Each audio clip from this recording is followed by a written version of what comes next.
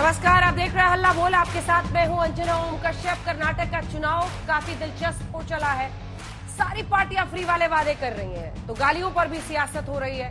दूसरी ओर बीजेपी ने दंगों और मुस्लिम आरक्षण का दायरा बढ़ा दिया है। चुनावी घोषणा पत्र में बीजेपी ने यूसीसी यानी यूनिफॉर्म सिविल कोड यानी समान नागरिक संहिता का भी वादा कर दिया है। कर्नाटक से पहले बीजेपी ने हिमाचल प्रदेश, गुजरात, उत्तराखंड में भी समान नागरिक संहिता का चुनावी वादा किया था। आप फिर एक तरफ देख रहे हैं कि बीजेपी ने यूसीसी यानी यूनिफॉर्म सिविल कोड का किस राज्य में चुनावी वादा किया और उसका स्टेटस अभी क्या है। साथ ही हम आपको ये भी बता रहे हैं कि यूपी जैसे कुछ राज्य ऐसे भी हैं जहां बीजेपी ने चुनावी वादा तो नहीं किया लेकिन यूसीसी की बात कर रही है। आप मेरी दूसरी तरफ देख रहे हैं कर्नाटक के लिए अलग अलग पार्टियों ने क्या चुनावी वादे किए और किस पार्टी ने फ्री वाला कौन सा वादा किया। बीजेपी हर साल गरीबों को 3 सिलेंडर मुफ्त देने की बात करती है। जेडीएस कहती है 5 सिलेंडर देंगे। दूसरी ओर कांग्रेस 200 यूनिट फ्री बिजली का वादा कर रही है। आज हम इसी पर चर्चा करेंगे। बीजेपी कह रही है कि हम 5 किलो मुफ्त राशन देंगे बिलो पॉवर्टी लाइन यानी गरीबी रेखा से नीचे वालों को। पहले ये रिपोर्ट देखिए, फिर चर्चा की शुरुआत।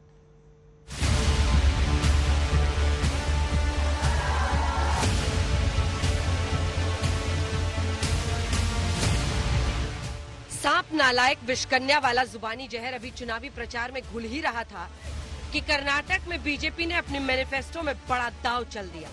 उत्तराखंड, हिमाचल प्रदेश, गुजरात, उत्तर प्रदेश, महाराष्ट्र और असम के बाद आज बीजेपी ने कर्नाटक में मैनिफेस्टो में यूनिफॉर्म सिविल कोड का वादा कर दिया। सरकार बनाने के समय हमारा ये एजेंडा है और ये हमारा ही नहीं है, ये संविधान के निर्माताओं का कहना था कि सभ्य समाज के लिए और सबको साथ लेकर के चलने के लिए यूनिफॉर्म सिविल कोड होना चाहिए। उस यूनिफॉर्म सिविल कोड को जहां जहां हमारी सरकारें आएंगी वहां हम उसको इम्प्लीमेंट भी करेंगे और उसकी माइन्यूट डिटेल्स को वर्कआउट करने के लिए हाई पावर्ड कमेटी बनाएंगे। बीजेपी ने पूरी ताकत झोंक दी है। प्रधानमंत्री नरेंद्र मोदी के साथ साथ आज गृह मंत्री अमित शाह ने भी कर्नाटक में रोड शो कर प्रचार किया। बड़ी चुनौती देने वाली कांग्रेस पार्टी यूसीसी पर अब बीजेपी को घेर रही है।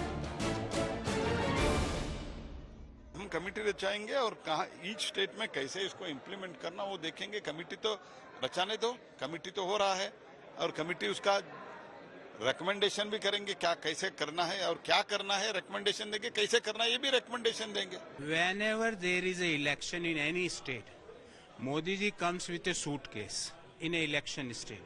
He opens the suitcase, he takes the page, and there was a page of uniform civil code. Once the election is over, he folds the page and puts back in the suitcase, lock it for the next election. ये चुनाव का मुद्दा नहीं है, ये हमारा दिल का मुद्दा है। हमारा तो सोच है, हमारा सोच जैसे हम चलेंगे जरूर आने वाले 5 साल में इसको जरूर करेंगे एंड पूरा देश में इसको फैलाएंगे। कौन क्या पहनेगा, कौन क्या खाएगा, ये तो उसका अधिकार है और ये अधिकार बाबा साहब अम्बेडकर ने हमें दिया है संविधान बनाकर, उसको कोई नहीं छीन सकता। भारतीय जनता पार्टी जिन 3 कोर बिंदुओं पर अपनी राजनीति की नींव बताती है उसमें अनुच्छेद 370 का समापन, राम मंदिर का निर्माण के बाद यूनिफॉर्म सिविल कोड देश में लागू करना ही बड़ा उद्देश्य बताती है।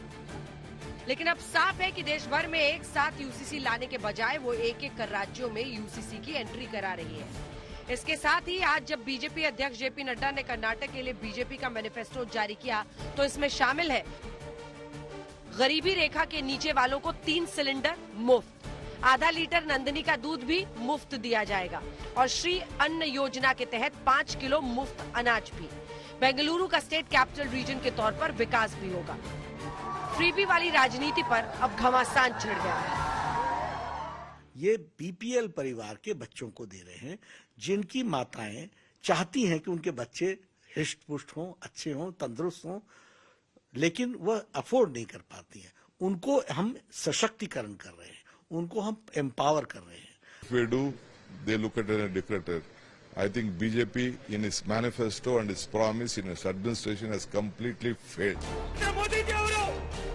प्रधानमंत्री नरेंद्र मोदी ने भी कई बार मुफ्त वाली राजनीति पर खुद विपक्ष को घेरा है। मुफ्त की रेवड़ी की राजनीति की वजह से कई राज्य इतना बेतहासा खर्च अपनी दलगत राजनीति की भलाई के लिए कर रहे हैं, राज्य कर्ज में डूबते चले जा रहे हैं और आने वाली पीढ़ियों का भी वो खा जा रहे हैं। खड़गे जी उनको कहते हैं कि विषैला सांप जैसे। ಮೋದಿ ಅಂದ್ರೆ ಈ ವಿಷದ ಹಾವಿದ್ದಂಗೆ। सोनिया गांधी ने विषय करने है ना गाता। और अब वो बिसात जिसमें गालियों की बौछार से राजनीति सजाई जा रही है। कांग्रेस अध्यक्ष मल्लिकार्जुन खड़गे ने कर्नाटक में प्रधानमंत्री मोदी को जहरीला सांप कहा था। अब उनके बेटे के पीछे रहते उन्होंने नालायक शब्द का इस्तेमाल कर दिया। वहीं बीजेपी नेता बसगौड़ा पाटिल यत्नाल ने सोनिया गांधी को विष कन्या कहा था। ಮೋದಿ ಅಂದ್ರೆ ಈ ವಿಷದ ಹಾವಿದ್ದಂಗೆ। ನೀವಂದ್ರೆ ಇದು ವಿಷ ಆದ ಇಲ್ಲ ನೋಡೋಣ, ಸ್ವಲ್ಪ ನೆಕ್ ನೋಡೋಣ, ನೆಕ್ಕಕ್ಕೆ ಹೋಗಿರಿ, ನೆಕ್ಕರು ಸತ್ತ। बंजारा समाजदवರಿಗೆ आप सब लोग डरिए मत, बंजारा का एक बेटा दिल्ली में बैठा है अंता। ऐसा नालायक बेटा तो कैसा होता भाई, घर कैसे चलेगा। सोनिया गांधी ने विषय करने है ना गाता। ಈ ದೇಶ ಹಾಳು ಮಾಡೋಣಂತ ಚೀನಾ ಮತ್ತು ಪಾಕಿಸ್ತಾನ ಏಜೆಂಟರಾಗಿ ಕೆಲಸ ಮಾಡುವಂತ सोनिया गांधी। जब पीएम खुद कर्नाटक पहुंचे तो उन्होंने विपक्षियों को अपशब्दों पर जवाब दिया। गिन गिन कर हिसाब बताया, कहा मुझे 91 बार गालियां दे चुके हैं। कांग्रेस ने फिर से मुझे गालियां देने का काम शुरू कर दिया है। मैंने देखा किसी ने उन गालियों की लिस्ट बनाई है और वो गालियों की लिस्ट मुझे दी है। अब तक मुझे ये कांग्रेस के लोगों ने 91 टाइम अलग अलग गालियां दी है। इसी अपशब्दों वाली पॉलिटिक्स पर अब प्रियंका गांधी ने प्रधानमंत्री को नसीहत दी कि वो उनके भाई राहुल गांधी से सीखे। हालांकि अब अपने बेटे के बयान से कांग्रेस अध्यक्ष ही इनकार कर रहे हैं और पहले भी उन्होंने अपने बयान को भी गलत समझने की बात कर दी थी। ವೈಯಕ್ತಿಕವಾಗಿ ನಾ ಯಾರಿಗೂ ಹೇಳೋದು ಇಲ್ಲ, ಈಗೂ ಹೇಳಿನಿ, ವೈಯಕ್ತಿಕವಾಗಿ ಯಾರ ಬಗ್ಗೆ ನನಗೆ ಅಸೂಯಲ್ಲ। ಆದ್ರೆ ನಿಮ್ಮ ಐಡಿಯಾಲಜಿ ಏನಿದೆ ಅದು ಒಂದು ವಿಷಯದಂಗಿದೆ। ಆ ಐಡಿಯಾಲಜಿ ನೀವು सपोर्ट ಮಾಡಿದ್ರೆ अरे वो झूठ है, उन्होंने कंडेम किया। बार बार उसके मुंह में आप एक शब्द डाल के you want to defame Congress.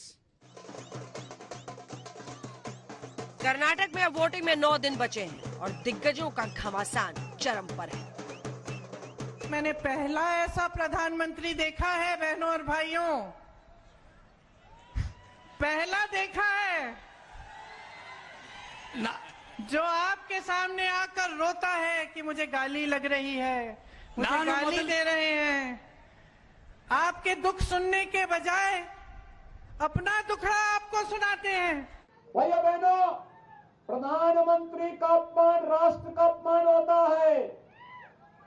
खड़गे जी कांग्रेस के अध्यक्ष होने के बावजूद प्रधानमंत्री जी के प्रति अपमानजनक टिप्पणी करते हैं, ये भारत का अपमान करते हैं, भारत की 140 करोड़ जनता का अपमान करते हैं।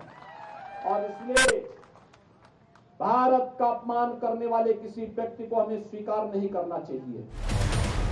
आज तक